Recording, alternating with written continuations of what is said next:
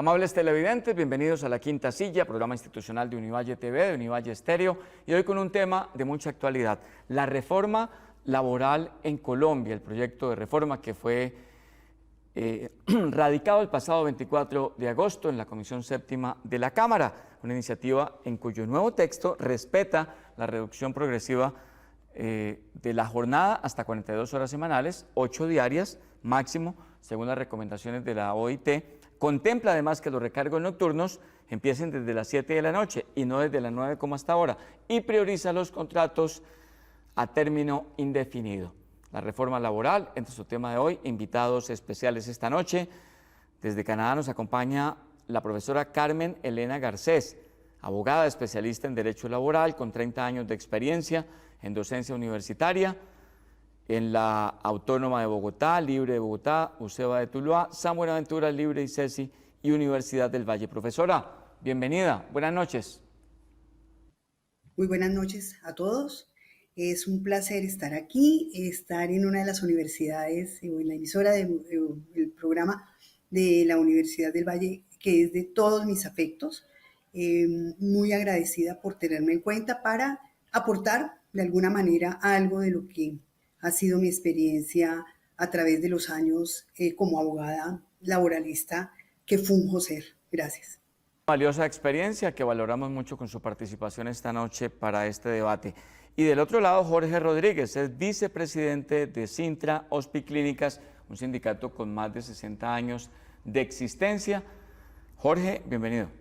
Gildardo, muy buenas noches, profesora. Es un gusto conocerla. Un saludo para todos los televidentes de La Quinta Silla.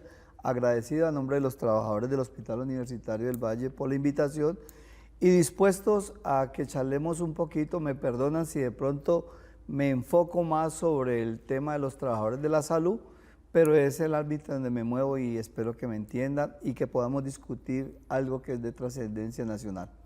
Antes de entrar en materia, los invito a escuchar, a ver la siguiente nota que ha preparado nuestro equipo de producción sobre este tema de la reforma laboral.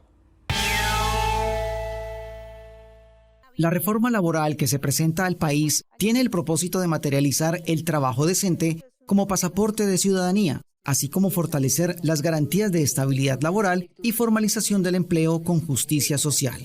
Esto dice el documento con el que fue radicada esta reforma por parte de la ministra del Trabajo, Gloria Inés Ramírez, la cual cuenta con 92 artículos y pretende realizar cambios de fondo en el mercado laboral colombiano. Aunque desde los sectores industriales y comerciales aseguraron que no se realizaron conversaciones para acordar una reforma laboral distinta a la presentada en la legislatura anterior, según los coordinadores de la propuesta, en el nuevo documento se plantean cambios que responden a distintas modalidades laborales actuales como el teletrabajo, para el cual se propone un auxilio compensatorio de costos de valor de Internet y energía para las modalidades de trabajo a distancia. Además, en la nueva presentación de la reforma laboral, se plantea la cotización a tiempo parcial, sumado a cómo quedará la jornada laboral nocturna, estableciendo que ésta irá desde las 7 de la noche hasta las 6 de la mañana, entre otros aspectos que se consideran claves para generar mejores condiciones laborales entre los colombianos. La reforma laboral en Colombia. Este es el tema de hoy en La Quinta Silla. Volvemos a La Quinta Silla del canal Univalle TV y hablamos hoy de la reforma laboral, el proyecto radicado el pasado 24 de agosto. Y les pregunto a mis invitados, ¿les gusta el nuevo texto de la reforma laboral? ¿Creen que hay una posibilidad clara de que se logren consensos? ¿Es un texto más conciliatorio, profesora Carmen? Yo creería que ese texto lo que busca es recuperar lo que desde 1990 los trabajadores ya perdieron con el innombrable. Realmente los trabajadores con la ley 50 del 90 perdieron muchísimas garantías, entre otras justo el tema que es antinatura. Todos sabemos que a las 6 de la mañana amanece y a las 6 de la tarde anochece. Pues resulta que al innombrable le dio porque a las 6 de la mañana amanecía y a las 10 de la noche anochecía. Entonces, esa reforma lo que ha ido es buscar el primer proyecto, ¿recuerdan? Decía, recuperaba 6 de la mañana, 6 de la tarde, horario nocturno. Ahora, cuando se bajó de las 10 de la noche a las 9 de la noche. Y ahora, en la reforma, se plantea entonces que anochecerá una horita más tarde. O sea, para mí son paliativos, porque la verdad, lo que se está tratando es de recuperar todo lo que ya se perdió. Desde el punto de vista de la contratación, se perdieron muchos derechos de los trabajadores desde el año 1950. Perdón, Jorge, desde el año 1990 con la ley 50.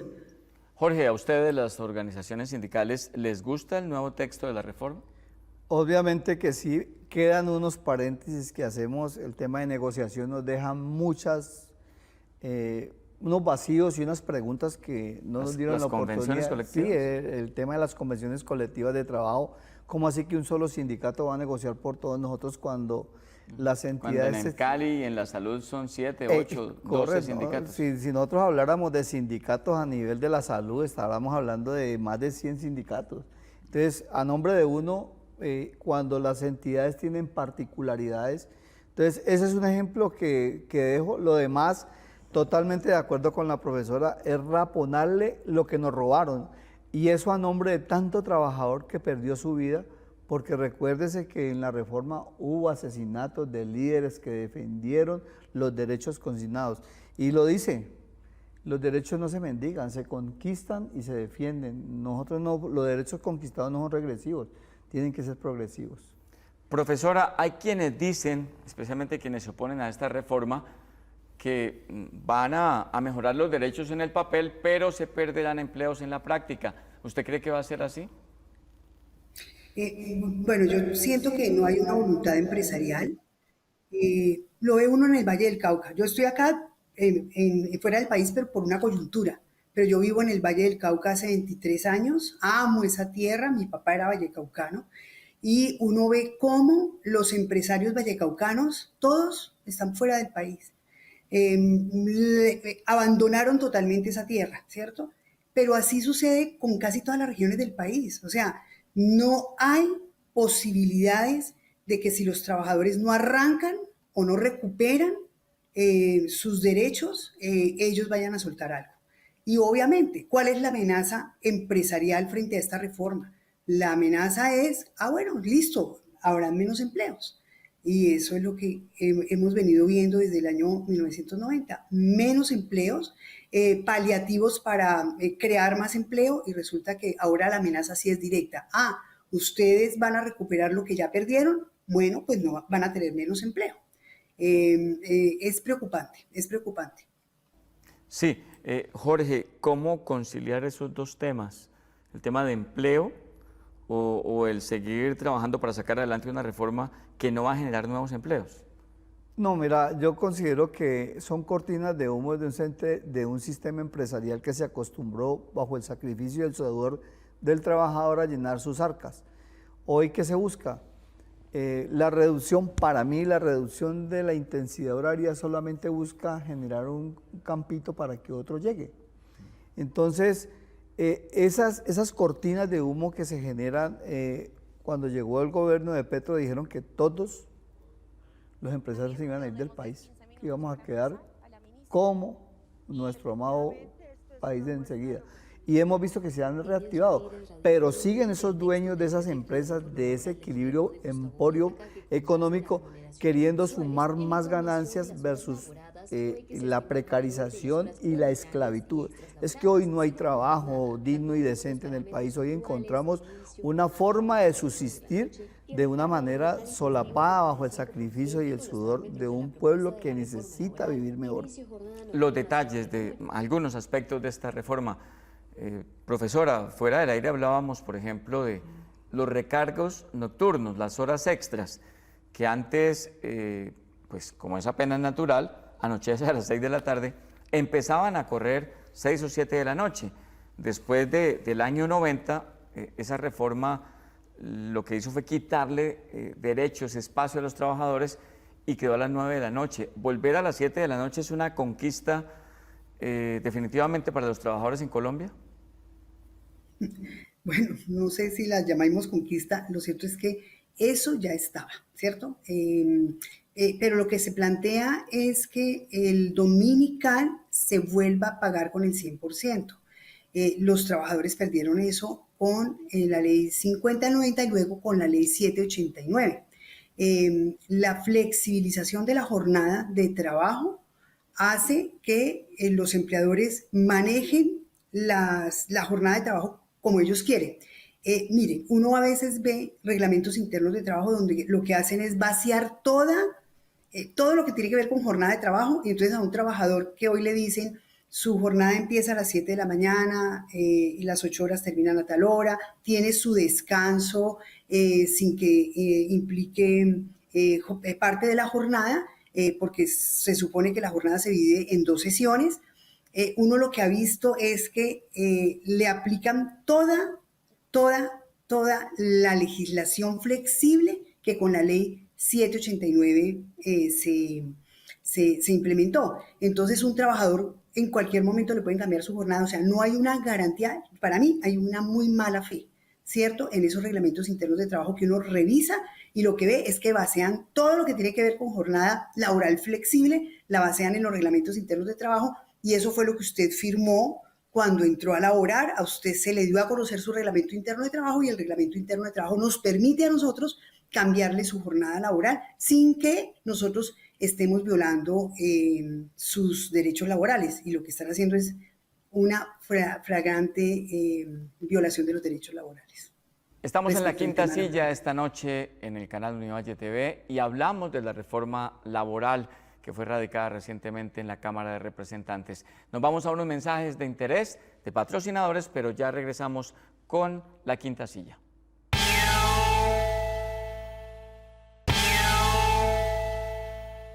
Volvemos a la quinta silla del canal Univalle TV. Hablamos esta noche de la reforma laboral radicada recientemente en la Cámara de Representantes, en la Comisión Séptima, y estamos hablando con Carmen Elena Garcés, que es profesora universitaria, abogada, especialista en Derecho Laboral, y con Jorge Rodríguez, que es vicepresidente del sindicato Sintra Hospiclínicas. Hablemos, por ejemplo, de los contratos a término indefinido. ¿Qué es lo que prioriza esta reforma, Jorge? ¿Cuál es la ventaja para los trabajadores de esta modalidad? Y yo ahora le pongo un ejemplo de esos contratos de prestación de servicios que por esta época preelectoral se hacen más elásticos y más fáciles para generar constreñimiento y para generar despidos a quien no funcione, ¿no? Bueno, el trabajador debe tener garantías. Y hoy, como estamos dentro de la flexibilización, dentro de la precarización y la tercerización laboral, los contratos a término indefinido desaparecieron. Hoy quienes tenemos contratos a término indefinido fueron los que firmamos contratos por allá en el 2000, ya de resto se vienen las prestaciones de servicios, se viene el contrato sindical, que me parece perverso, porque meten al sindicato como patronos, cuando los sindicatos no son patronos. Los sindicatos se hicieron para defender los derechos de los trabajadores, y encontramos trabajadores que no tienen derecho a incapacitarse, no tienen derecho a salir a vacaciones, no tienen derecho a los incrementos de ley que nos da el poder al que tiene un contrato a término indefinido, y peor, no tienen ni cómo exclamar sus debilidades manifiestas que dan. Un trabajador en el Hospital Universitario del Valle, contratista, no puede decir que ha sido acosado o que ha sido o tiene una sobrecarga laboral, porque al otro día es despedido. Entonces, creo que el contrato indefinido es una manera de resaltar la labor y el funcionamiento, y eso va con eso también dentro de la reforma, esos despidos injustificados que había. Porque es que esta ley, la ley 50 y las derivaciones de la ley 100 nos quitaron esos derechos, ya nos despedieron, nos daban 45 días y vaya para su casa, injustificadamente. A nosotros nos despidieron injustificadamente, Gilardo. En el 2016 sacaron 547 trabajadores bajo el sofisma de una reforma administrativa, personas que tenían derechos de carreras, personas en provisionalidad, trabajadores oficiales con contrato a término indefinido. Y una señora que gobernaba dijo que éramos demasiados costosos y los echó a la calle. Hoy están por ese contrato indefinido, por haber entrado en una negociación, esos compañeros están entrando después de casi 7 años sin trabajar al hospital universitario. Entonces, hay una garantía dentro del contrato a término indefinido. El contrato a término fijo, pues tú sabes que se cumplió tu fecha y Chao. chao. Profesora, hace unos días me llegó a la emisora una denuncia de unas enfermeras de una entidad de salud de Cali que contaban cómo vinculadas mediante la modalidad de prestación de servicios que ha sido reiterativo por espacio de 7, 8 años, las habían despedido porque fueron a una reunión política con un dirigente distinto a la instrucción que tenían. ¿Se van a acabar este tipo de prácticas tan apabullantes con esta nueva reforma laboral? Yo no creo. La verdad, yo soy escéptica de esta reforma laboral y de todas las que vengan. Si los trabajadores no se ponen a la cabeza de defender en realidad sus propios derechos, en el Senado de la República y en la Cámara no lo van a lograr. Uno lo que ha visto respecto del tema de la contratación es que el contrato civil de prestación de servicios se escapa de nuestra legislación laboral. No existe. El contrato civil de prestación de servicios es para otro tipo de actividades no subordinadas. Y la mayoría de estos trabajadores de la salud, ya que el compañero hace parte de ese sindicato, los trabajadores de la salud son los más subordinados de este país. O sea, el hilo conductor o el hilo entre la subordinación y la autonomía en la prestación de un servicio es demasiado delgadito.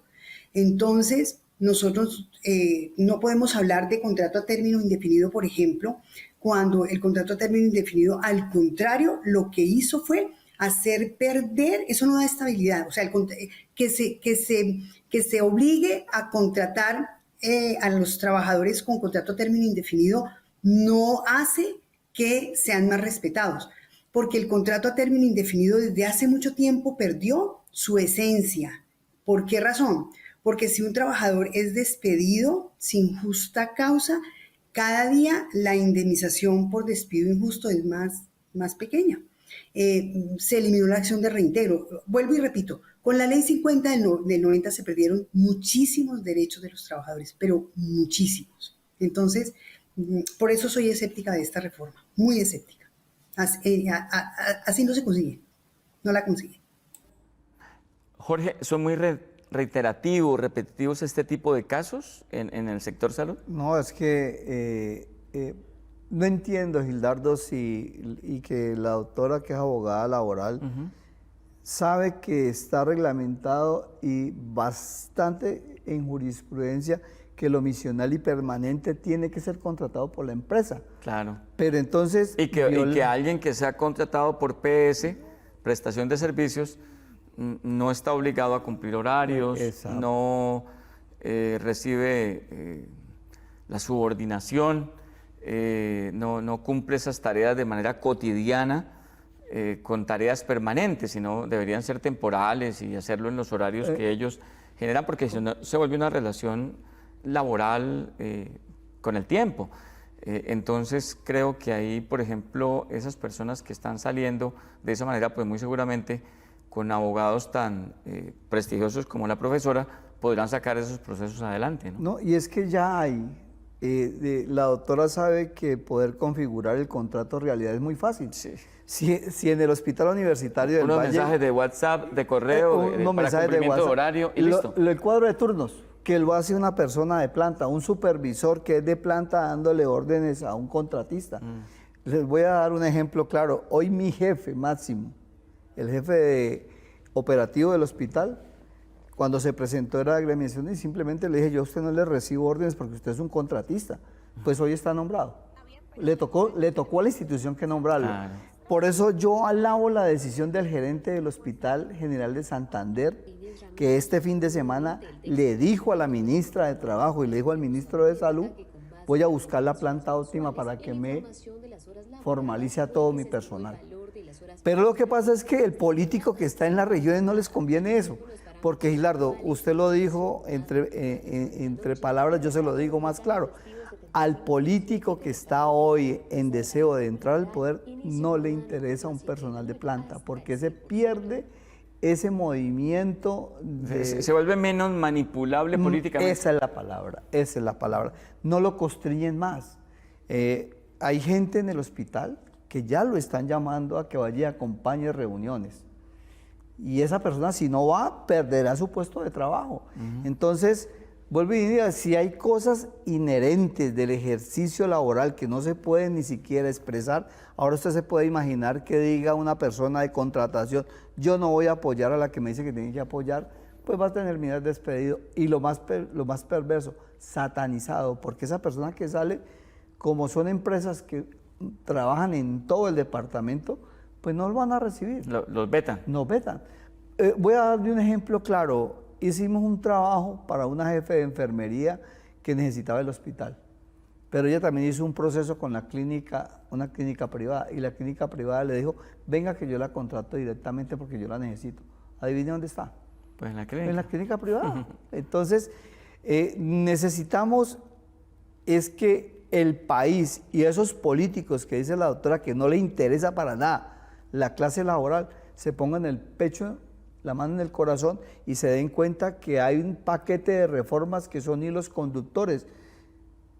La reforma pensional está avanzando más que la reforma laboral y ellas dos van conexas. Tienen un hilo conductor. Claro, porque es que para poder tener yo trabajo decente, con ese trabajo decente yo aspiro a pensionarme. Aspiro a pensionarme. Sí.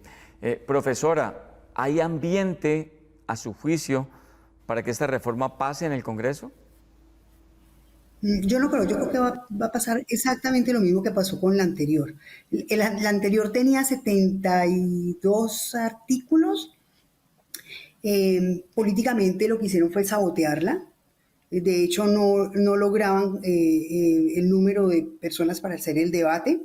Y esta tiene 92 artículos. Yo diría que es bastante ambiciosa en recuperar lo que ya se perdió.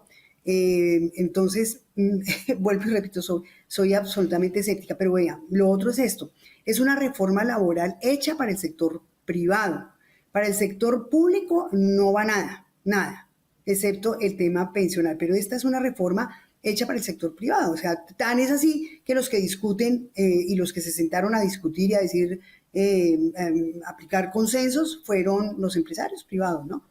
No es una reforma dirigida al sector salud, a los servidores públicos, mejor dicho, a eso es a lo que quiero referirme. Es una reforma dirigida al sector privado que perdió muchísimas garantías. Miren, la retroactividad de la cesantía la perdieron los trabajadores desde el año 90, el reintegro de trabajadores lo perdieron desde el año 90 y cada día pierden más, vuelvo y repito, pierden más. Cada reforma es perder más. Y esta reforma sí es ambiciosa para recuperar, pero no para decir las condiciones de seguridad y salud en el trabajo que son terribles, el tema, por ejemplo, de la estabilidad laboral reforzada a la cual apunta, ya ha sido un tema de desarrollo de la Corte Constitucional. O sea, nosotros necesitamos legislar tanto para saber que hay derechos de los trabajadores que son mínimos y que no necesariamente tienen que estar en un papel escrito. Estamos en la quinta silla del canal Univalle TV y hablamos esta noche de la reforma laboral en Colombia. Nos vamos a unos mensajes de patrocinadores, pero ya regresamos con el siguiente bloque de este programa.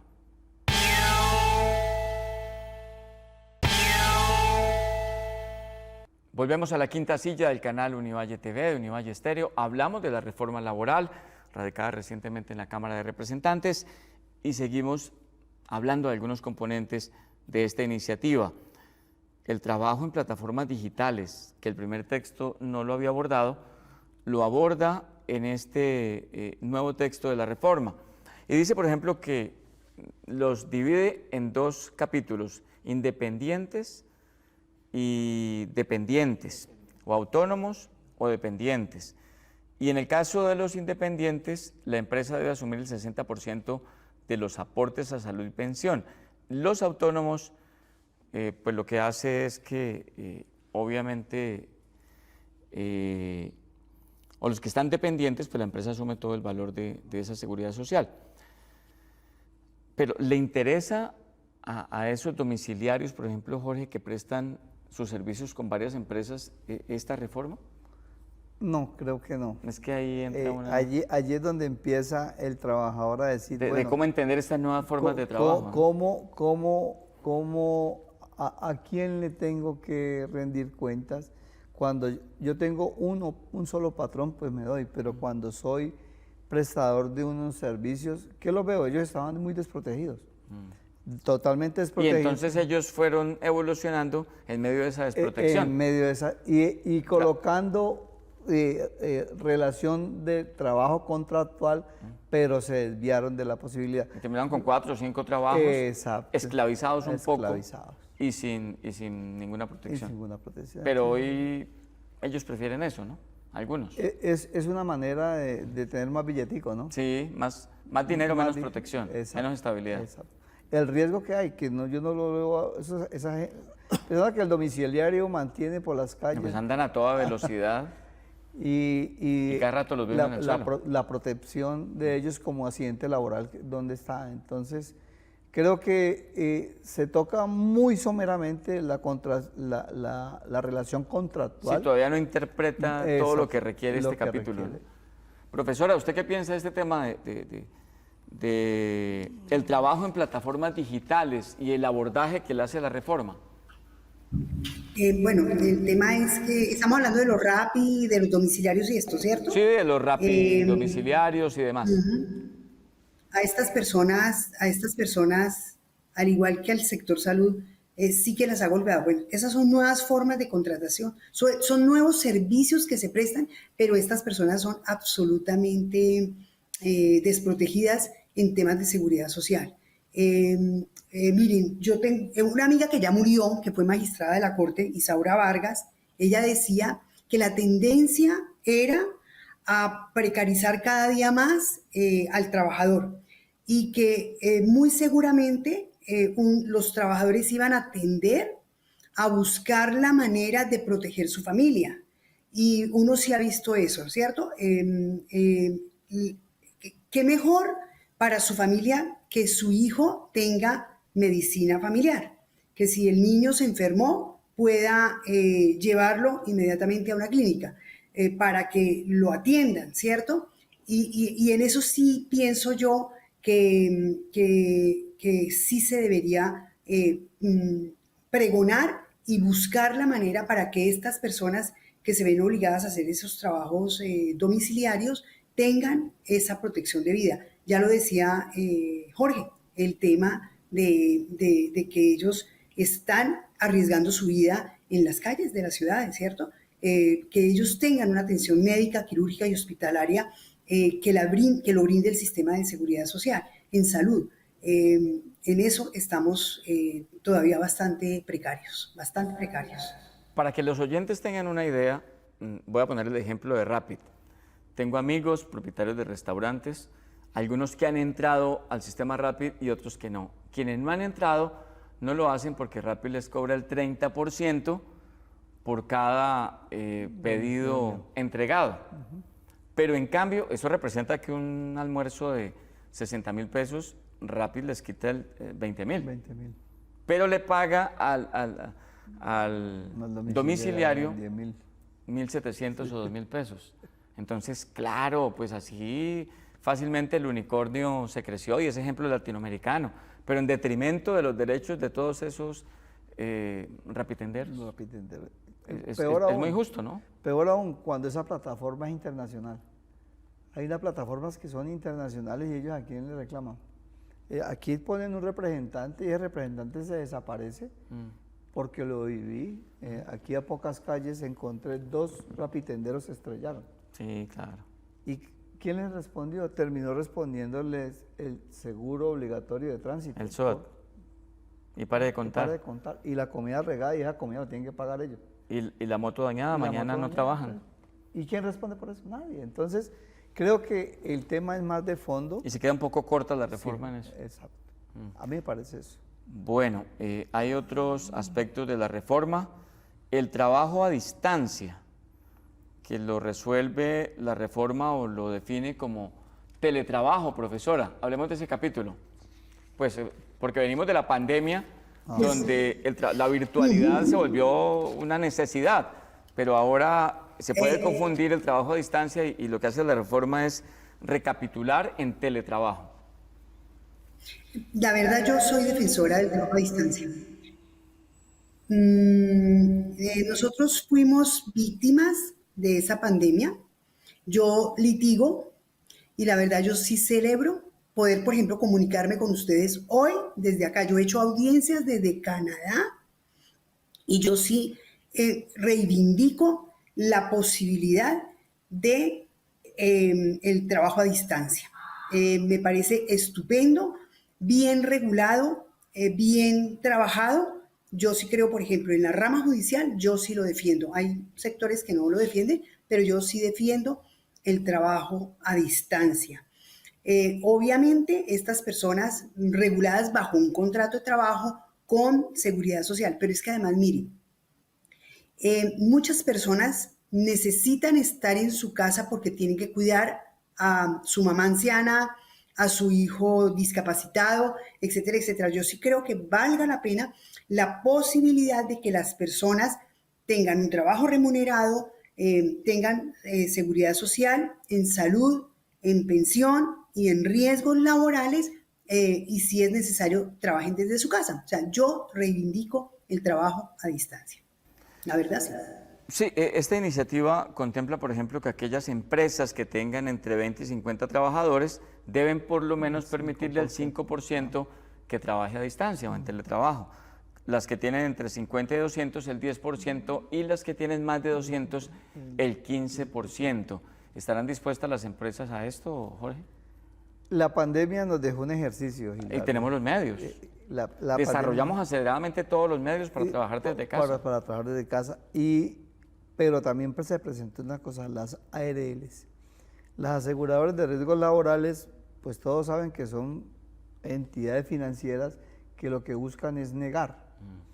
Entonces nos encontramos que mandaron a trabajar a la ama de casa, como lo dice la profe, que tiene sus niños, que tiene su comorbilidad. Aislémosla para que no se contagie en ese entonces de COVID, pero empezaron a trabajar en condiciones anormales. Entonces ella no tenía la silla ergonómica, no tenía su puesto de trabajo y empezó esa trabajadora, por orden de su patrón o de su generador de empleo, en casa a presentar unas dolencias producto del ejercicio, porque es que ya no hace un solo trabajo, ya está haciendo dos trabajos, el de la casa y porque como decía la profesora, además de empleada, muchas veces es cuidadora. Sí, entonces pasa, y cuando ese trabajador consultaba, no venga, es que eso no es accidente laboral, porque entonces no se reglamentó. Vuelvo e insisto, hay temas de apresuramiento de presentar reformas que dejan unos vacíos grandes. Bienvenido, porque lo que dice la profesora es verdad. Hay, por ejemplo, en el hospital, hay trabajadores que le hacen más daño el ambiente hospitalario, claro, trabajando, y es mejor aislarlo para darle mejores garantías. Y los fondos de pensiones no toman decisiones sobre esos compañeros. Entonces, prefieren tenerlos en el hospital, exponiéndolos a que su condición de salud se empeore, pero no se reglamenta nada. Entonces, son vacíos, dejan una normatividad, una progresividad para ir aumentando la capacidad de mandar a esas personas a casa, pero no les están dando garantías. Estamos en la quinta silla del canal Univalle TV, nos vamos a unos mensajes de patrocinadores y ya volvemos con el bloque final de este capítulo dedicado a la reforma laboral.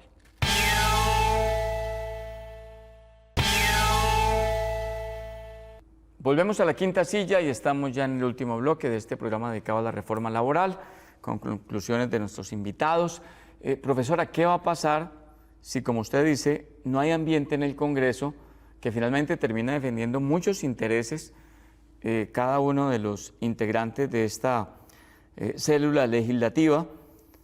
El país necesita de esta reforma, pero difícilmente va a pasar por esos intereses. ¿Qué hacer para poder asegurar este tema? ¿Será que los trabajadores van a tener que salir a las calles? Yo creería que sí. Los trabajadores no pueden seguir defendiendo sus derechos ni en los cócteles ni en el Congreso de la República. Y lo otro es que ya lo que el empleador agarró no lo va a soltar fácilmente.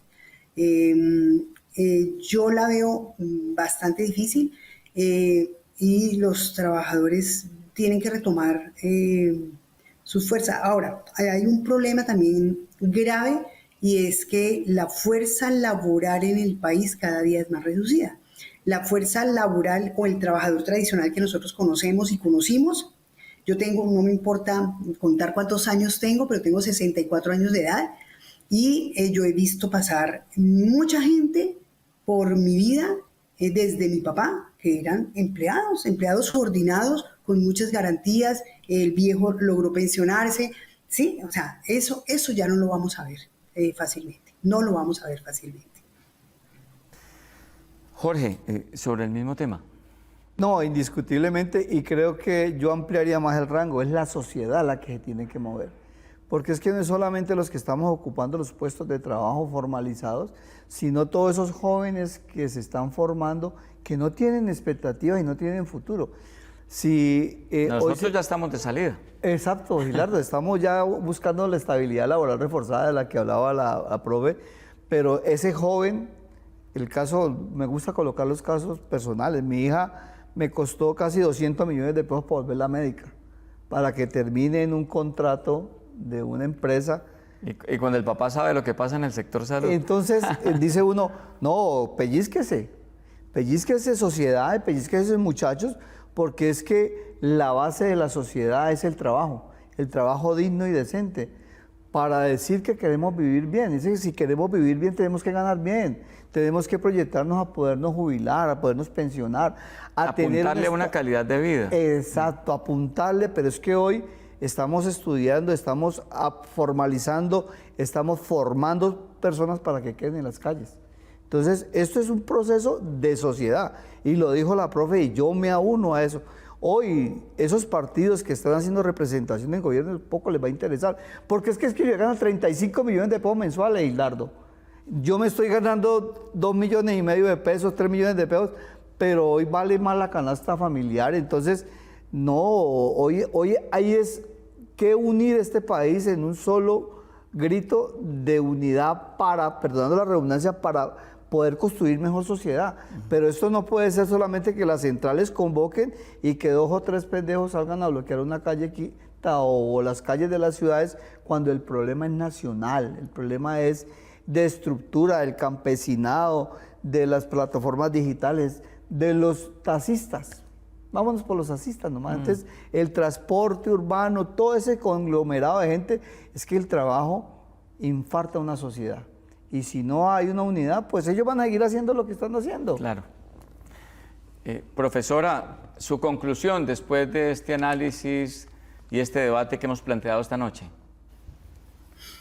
Yo lo que deseo es que ojalá esa reforma pase, que se recuperen todos los derechos, pero sí soy, vuelvo y lo repito, escéptica de que el Congreso de la República, con la composición que hoy tiene, le apueste a mejorar la calidad de vida de nuestros colombianos.